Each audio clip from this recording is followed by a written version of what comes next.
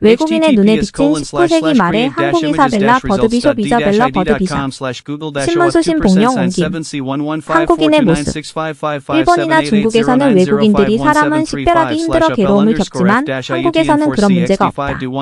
대부분의 사람들이 몽고족에게서 흔히 볼 수 있듯이 눈 모양이 비스듬하고 피부는 적황색을 띠고 있으나 얼굴색만은 가무잡잡한 올리브색에서 옅은 갈색에 이르기까지 다양하기 때문이다. 콧등이 넓고 콧구멍이 벌어진 뭉툭한 코를 한 사람은 물론 반듯한 코와 매부리 코를 한 사람도 있다. 머리카락은 검다.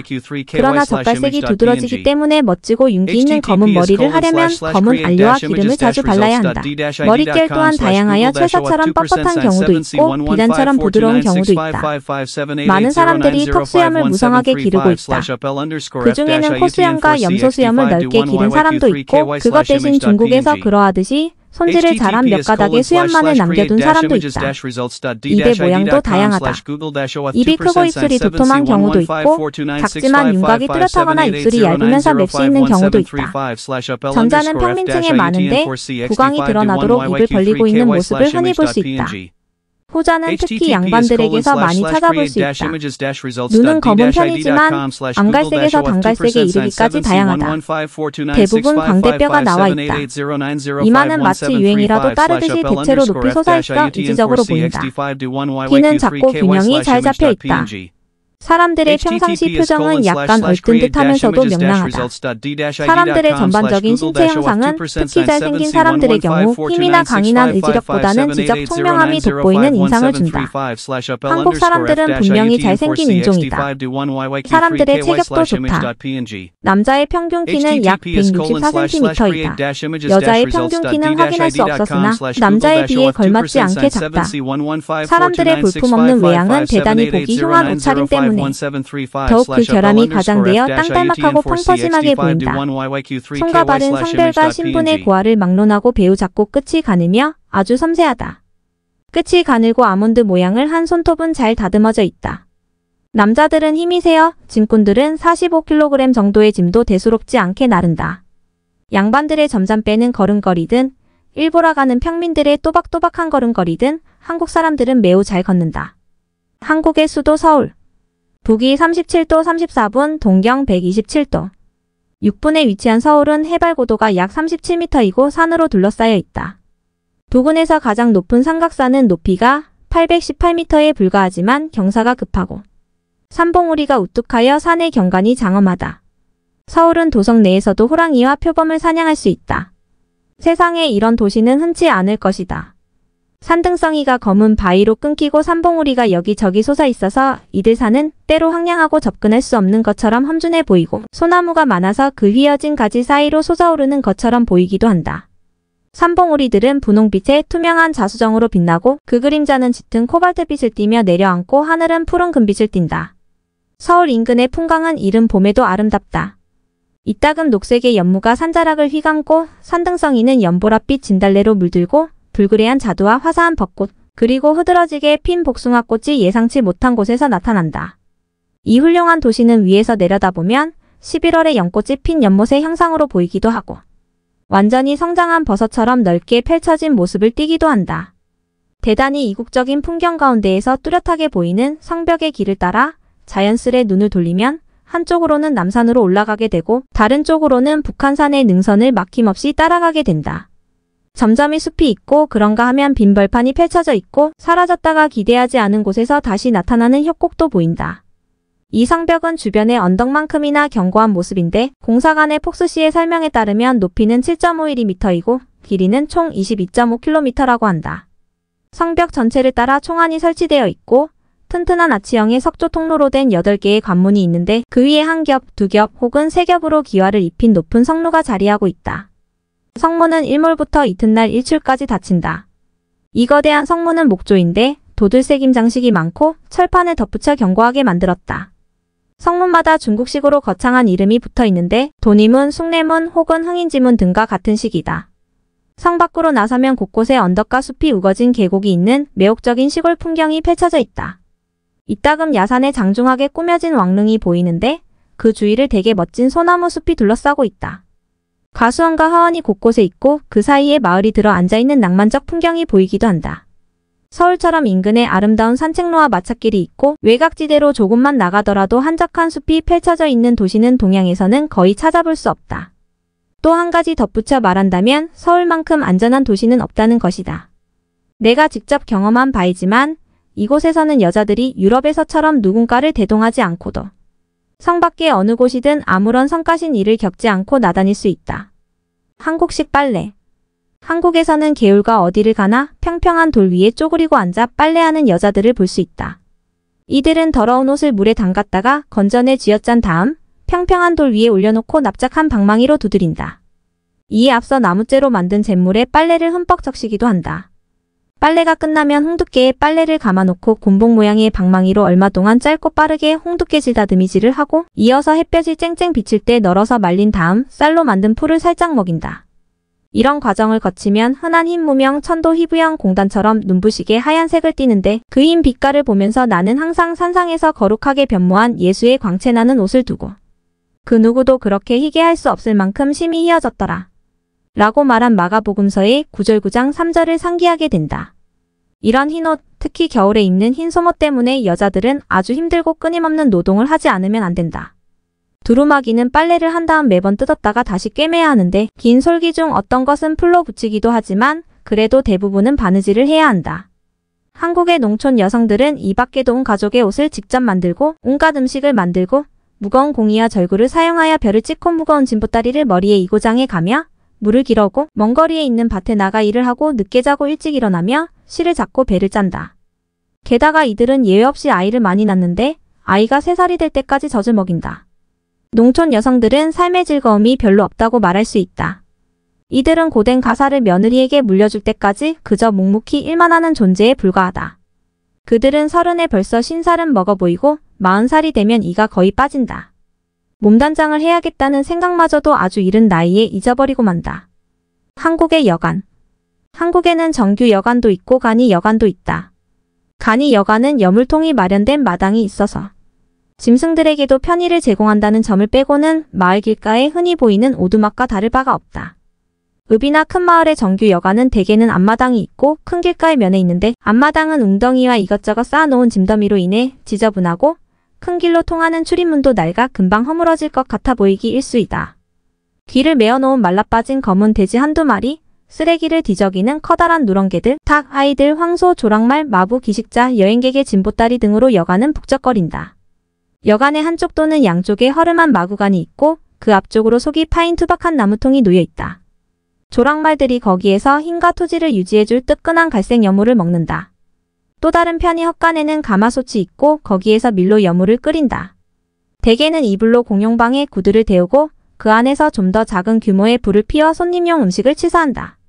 여관방은 토방인데 낮은 격자문을 통해 출입한다.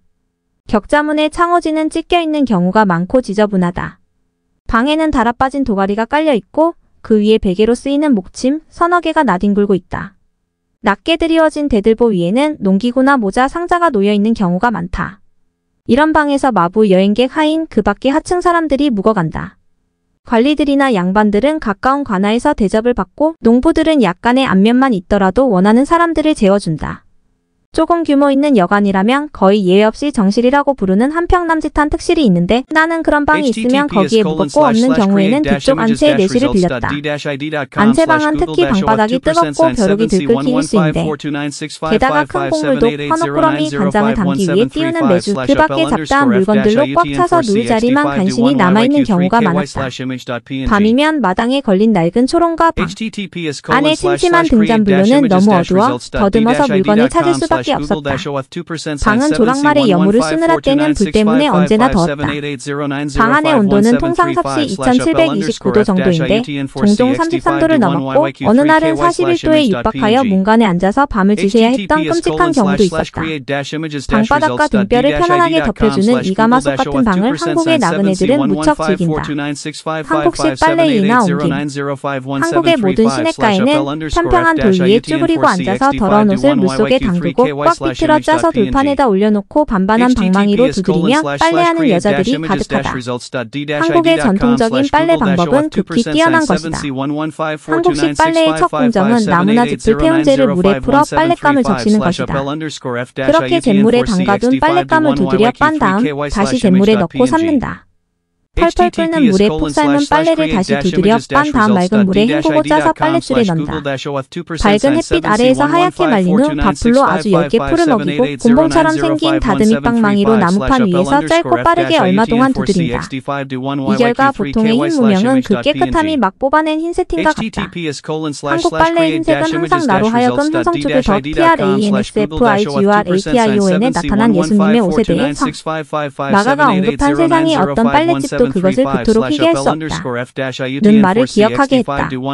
이 흰 옷, 특히 겨울에 흰솜을 채워 넣은 옷을 입는 것은 여성의 고되고 간단 없는 노동을 필요로 한다.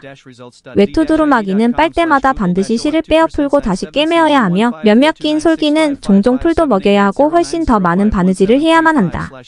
그 외에도 한국의 농촌 여성들은 가족의 모든 의복을 만들고 모든 식사를 준비하고 무거운 공이와 절구로 쌀을 탈곡하고 씻고 무거운 짐을 시장까지 머리에 이고 나르며 또한 물을 깃고 멀리 떨어진 지역까지 나가 밭에서 일을 한다. 그들은 일찍 일어나고 자정이 넘어서야 휴식하며 틈날 때마다 실을 뽑고 배를 짠다. 대개 많은 아이들을 낳는데 아이들은 3살까지 젖을 떼지 못한다. 농촌 여성들에게 기쁨이 없다고 말해도 될지 모른다. 그녀들은 자신의 며느리에게 고된 일의 일부를 물려줄 때까지 단지 막일꾼에 지나지 않는다. 이런 고된 노동 때문에 한국의 농촌 여성들은 30대에 이미 50대로 보이고 40이면 흔히들 이가 없어진다. 개인적인 몸치장조차도 인생의 아주 이른 시절에 그녀의 삶에서 사라진다. 격리된 상. 한국 여성의 지위에 대해 일반적인 평가를 하는 것은 정말 어려운 일이다. 상류 사회에서는 절대적 격리가 하나의 규범이 된다. 부녀자들은 자신의 앞마당과 건물을 가지며 남자들의 건물에 달린 창문은 그곳을 향해서는 안 된다. 방문객은 절대로 가족 중 여성에게 눈짓을 보낼 수 없다. 그들의 안부를 묻는 것은 예의에서 많이 벗어나는 것이고 마치 그녀들이 없는 것처럼 행동하는 것이 정중한 손님의 의무다. 여성들은 어떠한 지적 교육도 받지 않고 어느 계층에서나 다 열등한 지위를 가진다. 어떤 종류의 이원적인 철학을 가졌는지는 모르겠으나 한국 남성은 여성이 열등한 존재로서 남성에 부속된 상태가 자연스럽다고 생각한다. 어린이를 가르치는 학문의 요약 경목 요결, 역사 개요 통감 전료, 젊은이의 학습 소학 등 널리 읽혀지는 교과서들이 여성에게 이러한 관점을 강요하고 여성에 대한 이러한 평가는 남성들과 만나기 시작하면서 매일매일 확증을 받는다. 여성의 격리는 5세기 전 사회의 기강이 혼란하고 성적으로 문란했던 전 왕조의 폐단을 극복하고 가족 제도를 보호하기 위해 지금의 왕조에 의해서 도입되었다. 여성의 격리는 제임스 이버 제임즈 씨가 말한 것처럼 남자가 여자를 믿지 못하기 때문이 아니라 서로를 믿기 때문에 계속되었다. 도시 여성이나 상류 계층 여성의 도덕적 건전성은 우리 유럽인의 상상을 초월할 정도이다. 하류 계층의 여성들을 제외한 모든 여성들은 젊거나 나이가 들었거나를 막론하고 법의 강제력보다 더한 관습에 의해 집의 안뜰에서 격리되어 있다. 밤에 적절히 숨어 외출하는 것과 때때로 여행하거나 방문하는 것이 필요할 때 엄격하게 가려진 가마를 타고 외출하는 것이 중상류 계층 여성의 유일한 외출이다. 하류 계층의 여성들은 단지 일을 하기 위한 이유로 외출한다. 시해된 왕비는 나의 한국 여행에 대한 느낌을 내게 말해주면서 그녀 자신은 한국에 관해 심지어는 수도에 관해 아무것도 모르며 단지 거둥의 길만을 안다고 했다. 딸들은 아버지에 의해 아내는 남편에 의해 죽고 여성들은 심지어 자살까지도 한다. 탈레디의 예레리티 신부의 기록에 의하면 이방인이 우연이건 계획적이었건 그들의 손을 건드리게 되면 이런 여성들의 사회에선 난리가 나는 것이다. 이때는 재빨리 그 여성의 하녀가 주인을 불구덩이 같은 재난으로부터 구원하기 위해 그 남정네가 건드린 것은 주인이 아니라 별로 문제될 만큼 가치가 없는 자신의 손이라고 거짓 고백을 하는 법이라고 한다. 법은 어떤 남자도 여성의 방에 들어갈 수 없도록 하고 있다. 선비가 그의 아내의 방 안에 자신을 숨기고 있을 때 모반을 제외한 어떠한 범죄로도 그를 잡지 못한다. 자기 집의 지붕을 고치려는 사람은 우연히 자신이 옆집 여인을 보는 것을 막기 위해 이웃에게 반드시 알려야 한다. 7이 지난 나이부터는 남자아이와 여자아이는 떨어져야 하고 여자는 결혼할 때까지 아버지와 남자 형제를 제외한 어떤 남성도 보지 못하며 엄격하게 격리되어 있다. 결혼 후에 여자는 단지 그녀의 친척과 남편에 가까운 친척을 볼 수 있다. 아주 가난한 집안에서도 계집아이를 숨긴다. 한국 여행에서 나는 여자가 방에서 어슬렁거리는 것을 제외하고는 6살 이상으로 보이는 중상류층 처녀를 보지 못했다. 처녀 시절의 사회적 존재로서 국가에 공헌하게 하는 현명함을 이 나라에서는 발견할 수 없었다. 하지만 나는 이러한 체제 아래에서 한국 여성이 불쾌함과 불편함을 느끼고 유럽 여성들이 향유하는 자유에 대해 갈망하고 있다고 말하는 것은 결코 아니다. 격리는 모든 나라들의 관습이다. 모든 나라들은 세련되고 노골적인 차이만 있을 뿐 각각 자기 나름대로 양식화된 여성들의 격리를 행한다. 그러므로 여성들의 자유에 대해 일방적인 척도를 적용하는 것은 위험하다. 처음에 나는 한국의 여성들은 그들이 가치 있는 가제 도구이기에 엄격히 보호된다고 믿었다. 그러나 내가 한국 여성들이 여성에 대한 우리의 관습에 대해 어떻게 생각할지 궁금하다고 물었을 때 한지적인 한국 여성은 나에게 이렇게 대답했다. 애고 가엾기도 해라. 우리는 당신의 남편이 당신을 너무 구박하고 보살피지 않는다고 생각해요. 한국인과 결혼의 의미. 한국인은 결혼하기 전까지 하잘것없는 존재이다. 결혼하지 않은 남자는 고려될 여지가 없는 존재, 떡거머리 총각 HOBBLEDHOI에 불과한 것이다. 한국에서 결혼은 어른들의 세계로 진입하는 관문이며 사회적 명망과 사회적 지위를 향해 도약하는 중요한 계기 중의 하나이다. 길고 숱이 많은 머리를 정중앙에서 가르마 타서 등 뒤로 따아내리고 짧고 띠를 두른 겉옷을 입고 비록 몸은 숙성했다 할지라도 어쩐지 갈 곳 없어 보이며 처녀들에게는 항상 낯선 사람으로 취급되던 젊은이는 혼인 서약을 구성하는 정식화된 맞절과 함께 완전히 변모한다. 그는 옆머리를 잘라내고 긴 머리를 묶어 새로 만들어진 상투로 다듬는다. 상투끈을 묶고 말총으로 만든 테두리 없는 실내 모자, 판건을 쓰는데 이런 머리 단장을 하지 않은 성인 남자는 볼 수가 없다. 이렇게 되면 남자들은 검은 모자를 쓰고 길고 풍성한 외투를 입게 되고 그의 불성사납던 걸음걸이는 위엄을 갖춘 팔자걸음으로 변한다. 그의 소년 친구들은 이제 그의 손아랫 사람들이 된다. 그의 성 뒤에는 우리나라의 미스터에 해당하는 경칭이 붙고 그를 언급할 때는 반드시 경칭이 사용된다.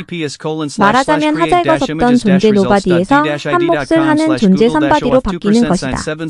여자는 결혼함으로써 흔들릴 수 없는 운명의 길을 걷게 된다. 한국에서 시집 못 간 노처녀는 순결에 대해 왈가왈부할 수 없는 절간의 여승방 같은 곳으로 추방되기 일수다. 7살부터 아버지의 집안들에 완전히 갇혀 살던 소녀는 다시 17살을 전후하여 시아버지 댁 안방에 갇혀 살게 된다.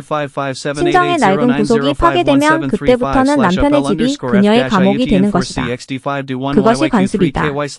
이런 관습이 견딜 수 없는 고난을 내포하고 있다고 여기는 것은 그저 우리의 생각일 뿐이다. 젊은 부부들이 스스로 배우자를 선택하지 않는다는 말은 부연할 필요가 없다. 결혼은 그들의 부친들에 의해 주재되며 이를 당연한 것으로 받아들인다. 아들이 20살이 되도록 결혼을 시키지 않는 사람은 무능하고 게으른 아비라는 평판을 듣게 된다. 17에서 18살인 남자들이 결혼하는 평균 연령이다. 그러나 소녀는 나이를 10손가락으로 꼽을 수 없는 시기라면 언제나 혼인 정년기이다.